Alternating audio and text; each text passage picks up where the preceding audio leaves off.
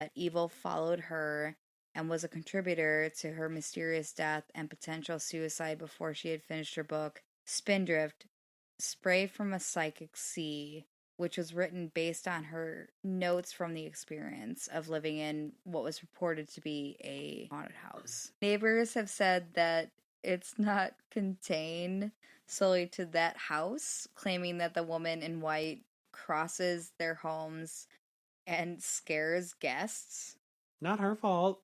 Yeah, I mean, she's walking where she walks. She is what she is. We are who we are. There was also a book that had fallen into one of the neighbors' areas. He was actually a photographer. Oh, okay. The book had fallen to disappearing several times and then reappearing in the apartment. The woman who had lived in Hell House, it was her book.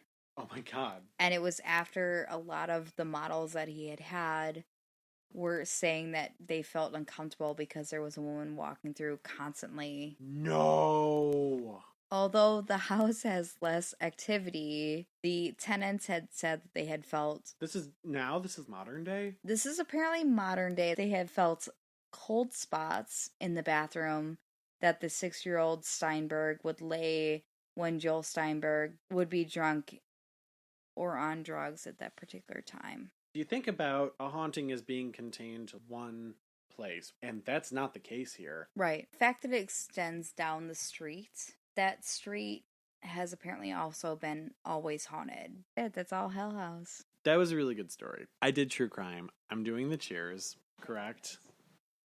So once again, everybody is invited to cheers with us with whatever you have, be it a sandwich or alcohol or a shot of coffee, but just never water because, as Whitney reminds us every single week, that is bad luck.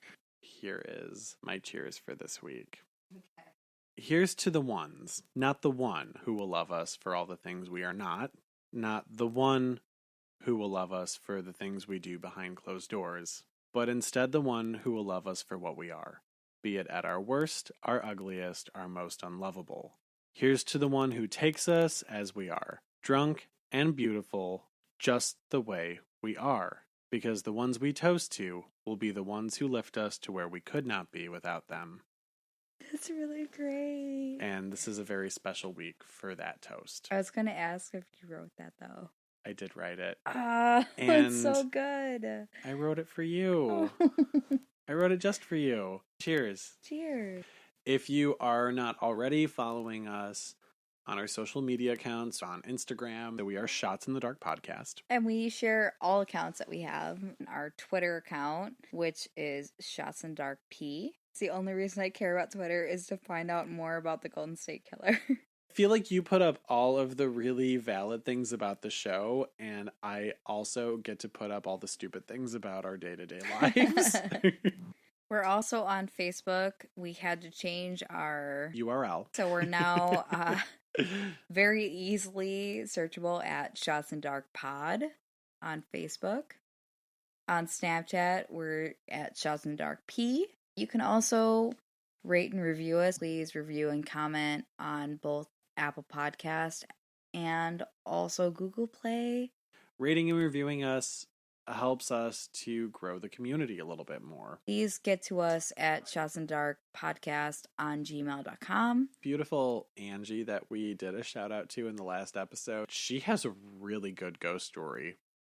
That is the kind of shit that we live for. We want to hear people's personal experiences, be it with true crime or the paranormal, and we want to hear people's suggestions. I want to know what other people want to hear about from both of us here at Shots in the Dark. We hope we've left you shaken. Not stirred. Bye! Bye.